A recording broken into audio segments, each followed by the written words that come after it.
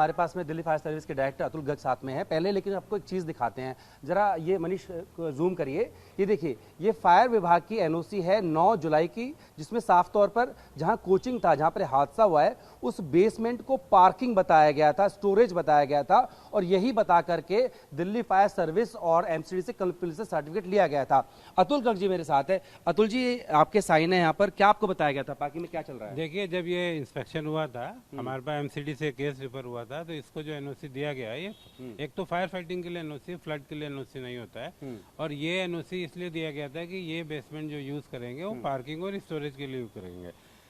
Unfortunately NOC मिलने के बाद ऐसा लगता है ये एनओसी के टाइम में इन्होंने उसको स्टोरेज दिखा के हमसे जो है एनओसी लिया, क्योंकि इनकी हमारे पास अंडरटेकिंग भी है, उन्होंने उसमें लिख के दिया है इसका यूज जो है वो स्टोरेज है।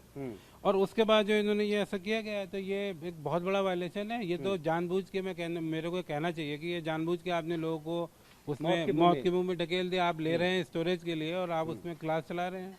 ये बताइए कि आपने जो है 9 जुलाई को आगे एसओसी दे दी, क्या उसके बाद कोई इंस्पेक्शन होता है कि पता करें कि जो जिसके लिए दिया गया वो सब हो रहा है, कुछ और हो रहा है वहाँ पे? नहीं, ऐसा नहीं होता है। देखिए, हम जो एनओसी देते हैं 3 साल के लिए होता है, और हम उसमें हमारी कुछ कंडीशन होती है, और उस एनओसी की कॉपी हम एमसीडी को भी देते हैं, क्योंकि हम फायर फाइटिंग डिपार्टमेंट है और हमारे पास एनओसी हम तब देते हैं जब केस रिफर होता है। ये केस भी हमारे पास एमसीडी से रिफर हुआ था।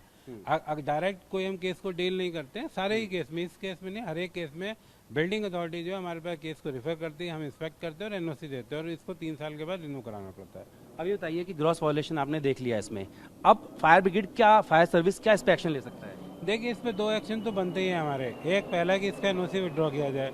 दूसरा, पुलिस को और एमसीडी को हम ये चिट्ठी लिख दें कि भाई इसने वायलेशन किया था, जिस चीज़ के लिए एनओसी दिया गया था ये उसकी जगह मिसयूज कर रहा था। जैसे अगर आपको याद होगा, एक बार पहले भी बवाना में एक फैक्ट्री में आग लगी थी, इसमें 16 या 17 मजदूर मर गए थे। वो फैक्ट्री ने लाइसेंस किसी और चीज़ के लिए लिया था, काम पटाखे का कर रहा था, तो इस वजह से दुर्घटना हुई। यहाँ भी अगर ये स्टोरेज के लिए करता तो दुर्घटना नहीं होती, पानी बेसमेंट में नहीं भरता। बेसमेंट तो स्टोरेज के लिए था, सामान खराब होता है और बच्चे नहीं आते। तो ये तो जानबूझ के किया गया काम है कि आपने स्टोरेज के लिए लिया, उसमें बच्चे बैठाए। और दूसरी एक बात और कहना चाहूँगा मैं, यहाँ पे पानी भरता है, ये बात वहाँ के लोगों को पता है, मतलब जो उस बिल्डिंग के ओनर है और जो क्लास क्योंकि एक बच्चे ने बताया था करीब हफ्ता 10 दिन पहले भी वहाँ पानी आया था, पर कम आया था। इसका मतलब आप अवेयर थे, बेसमेंट में पानी कभी भी भर सकता है, फिर भी आप वहाँ क्लास चला रहे थे, जो एमसीडी और फायर डिपार्टमेंट दोनों के वायलेशन था। इसमें वायलेशन, आप कह रहे हैं कि वायलेशन हुआ इसमें, और आगे इसको सील करने के लिए आप कह सकते हैं हम इसकी एनओसी जो है विड्रॉ करेंगे और एमसीडी को लिखेंगे कि इस पे जो अगर वो अलर्ट कर रहा है तो उसमें अगर सीलिंग हो सकती है, इसकी सीलिंग तुरंत करी जाए। It should not be allowed. अच्छा, बताइए कि आपको बताया गया कि वहाँ पर पार्किंग और स्टोरेज होना है, लेकिन कल जब आप लोग को कॉल मिली आपकी टीम की, तो क्या पाया था वहाँ पर, क्या था? उस टाइम तो कुछ पाया नहीं गया था। उस टाइम तो मैंने कल भी किसी इंटरव्यू में कहा था कि basement was full of water, right. पूरा बेसमेंट पानी से भर चुका था, सड़क का और पानी का लेवल एक हो गया था, इसीलिए इन बच्चों को निकालने में इतना टाइम लगा, क्योंकि इतना आप अंदर जा ही नहीं सकते थे, नाली का पानी था, गंदा पानी था, और एक लेवल था, हम जितना पानी निकालते थे उतना वापस जा रहा था। तो अनफॉर्चुनेटली उस टाइम में तो कुछ आप देख नहीं पाए कि क्या हुआ क्या नहीं हुआ। हम बाद में आज भेजेंगे किसी को, इंस्पेक्शन करेंगे, देखते हैं उसमें क्या था। क्या कोई ऐसी मुहिम आप चलाएंगे कि और जगह ऐसा ना हो रहा हो, कुछ बता के एनओसी ले ली और वहाँ कुछ और हो रहा है? देखिए, ये जो वायलेशन है बिल्डिंग का, ये एमसीडी के हाथ में है। एमसीडी देखती है इस बिल्डिंग को किस यूज के लिए किया।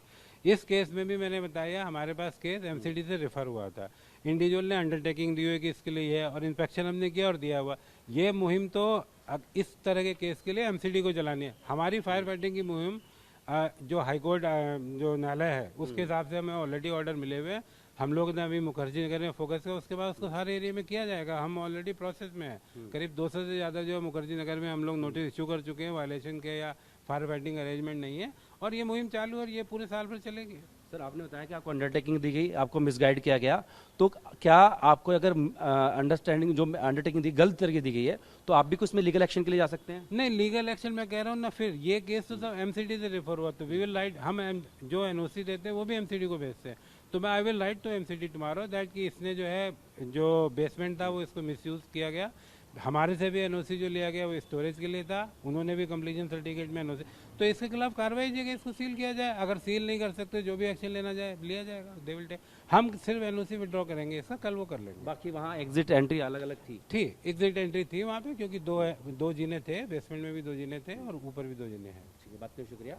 तो दिल्ली फायर सर्विस का कहना है कि उनको भी गुमराह किया गया। उस जगह बेसमेंट में पार्किंग और स्टोरेज बताया गया, लेकिन वहां पर लाइब्रेरी चल रही थी जहां पानी भरने से बड़ा हादसा हुआ। अपनी वीडियो की मनीष डोडियाल के साथ जितेंद्र भाटी ने बात, दिल्ली।